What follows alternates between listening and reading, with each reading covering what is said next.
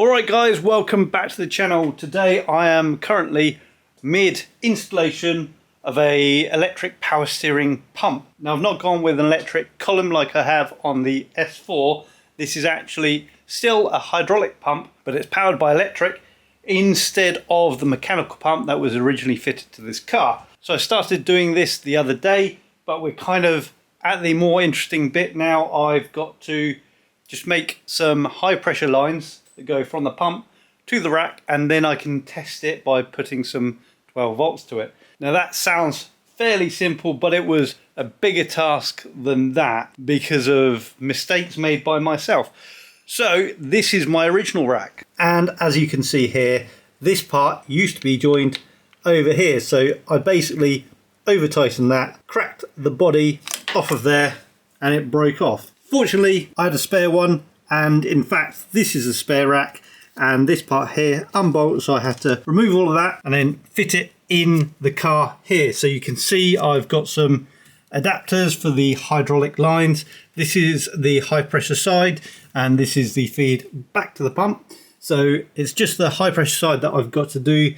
This is just a braided rubber hose which goes through there through a grommet, but this one has got a proper bulkhead connector because it is the high pressure line. So I've just got to make that up, and the one inside, and then basically fill it up with some hydraulic fluid, put some power to it and test it, and hopefully I don't have hydraulic fluid pissing out all of the fittings and it all works. So I'm going to get on with that.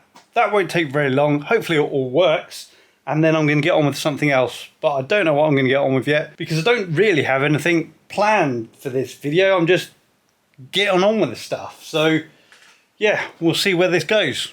So unless you've got some proper cutters for cutting this PTFE line, the easiest and cleanest way to do that is actually with a grinder and a 1mm cutting disc. It makes the cut a lot neater. All you've got to do is put a little bit of masking tape around it first, make the cut, take the masking tape off, and you will have a nice clean cut. Make sure that any swarf that goes inside the pipe gets cleaned out, especially if you're going to use this for oil lines and things like that. This is just for a power steering pump, so it's not as critical, but I don't want bits of crap floating around in my hydraulic fluid. So yeah, once I've cut it, I'll clean it out, and then I can put the fittings on.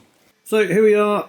They are the two high pressure lines that go from the pump to the rack, and just again, these are PTFE lined with proper PTFE fittings. You can't just use normal rubber hose for this because it operates at super high pressure, and last thing you want is to rupture one of these, because one, it will go everywhere, and two, well, you'll have no power steering. So yeah, they will go onto the end of the pump and onto the rack, and then it's a case of filling up with some CHF, which is mineral oil, not normal ATF, and then we'll wire it up and give it a go.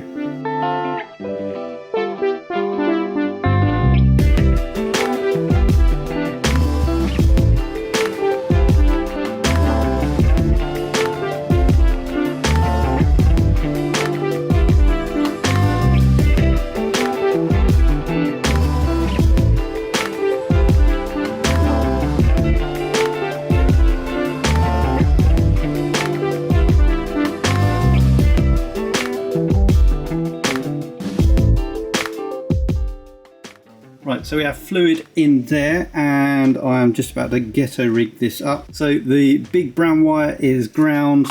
This under the conduit is red, so that is the positive. And then on this plug we have what's supposed to be a black wire, a brown and white, and a blue and white.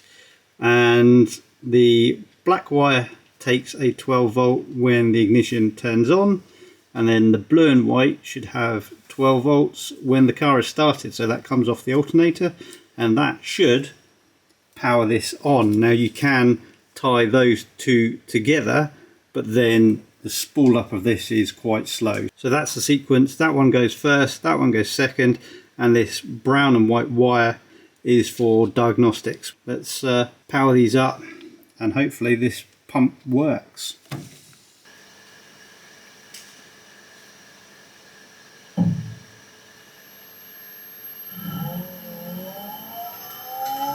Ooh.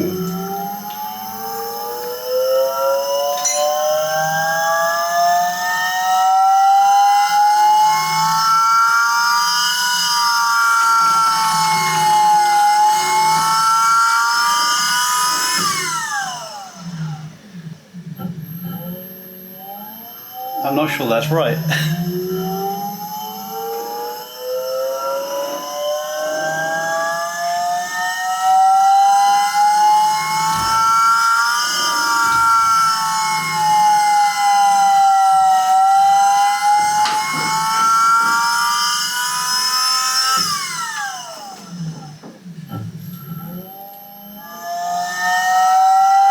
Sounds like an aeroplane.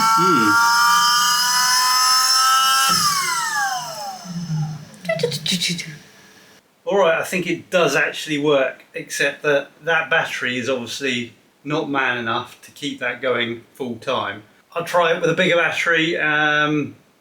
Hopefully that's the issue and not the pump, although the pump was relatively cheap, just an eBay one. I just wanted to make sure, you know, this kind of worked, and then I'll spend the money and get, you can get these like as a motorsport version. It's got uprated seals in and things like that, so might end up getting one of those.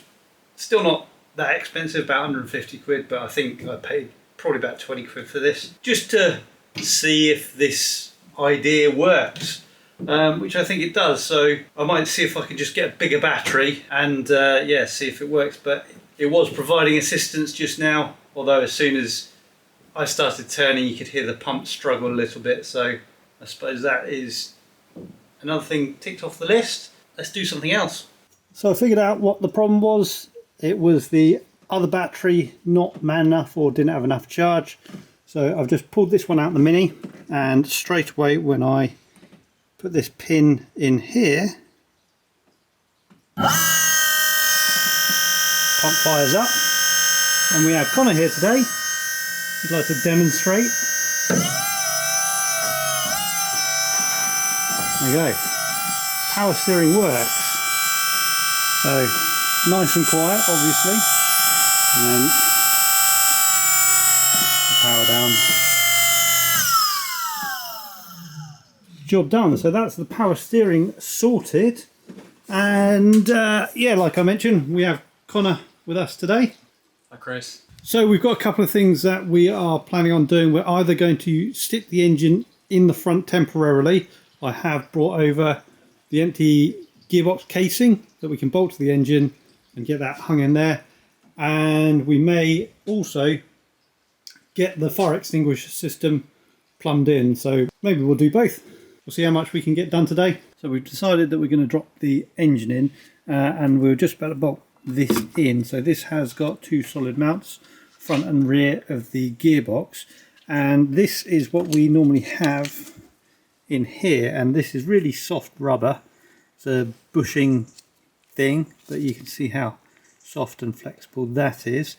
What I have knocked up on the lathe a little while ago now, so they've been sat, are these solid bushes, and the idea is they'll go into the bottom of this arm, go into there, press them through, and I'll stick a bit of weld round it. So basically make this whole support piece solid, and then that means that these poly bushes are actually doing something rather than floating around on this bar with these rubber bits here.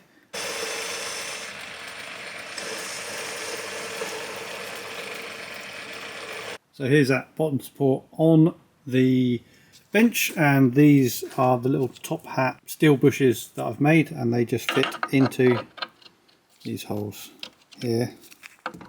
Quite tight fitting, so just in there like that. This side is slightly different. I've had to put taper on there so it fits in there like that. Got two more here, and they are going to get welded in and then bolted to the car, but I am only going to tack weld these in position for the time being, just in case we have any issues, but that should be fine. I don't want to fully weld these up and then find out it's not going to fit. So tack them on, give it a go.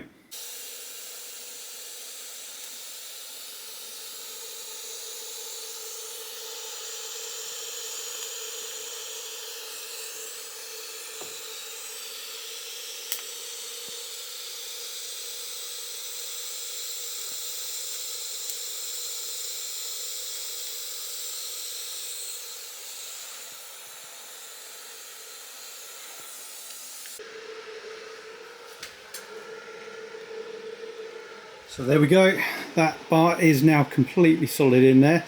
So now that I know that that fits, I can get those fully welded, but first we're going to stick that in this sort of space here, get it off the engine stand, and that will be engine in the engine bay.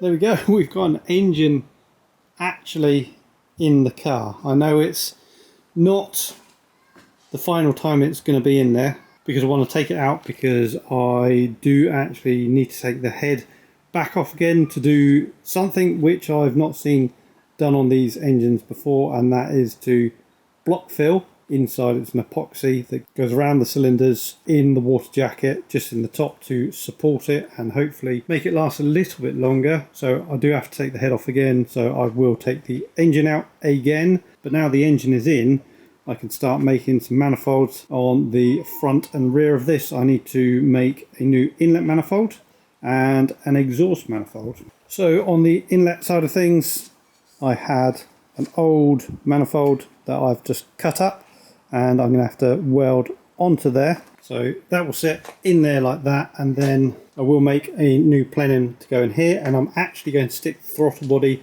on this side of the engine rather than the opposite side, which is where it normally sits, because that makes the routing for the intercooler piping a lot better. It's going to just drop down probably through this hole here to the intercooler, which is at the front here, and then come back round to the turbo. Now, turbo placement, I'm not entirely sure what I'm planning on doing, because normally it sits down here, and as you can see I do have a fair bit of space around here at the moment. So I've got an option to do a sidewinder manifold. I'm not entirely sure whether I will or not just yet. Let me know in the comments what you think, because although having the turbo around here, which gives me a lot more space to have the turbo, I've then got to snake down here with the exhaust. So yeah, that makes it a bit more challenging. Maybe I'll stick the turbo in place and see how that looks. There's a lot more space down here than I actually remember, and that is the engine in its proper position.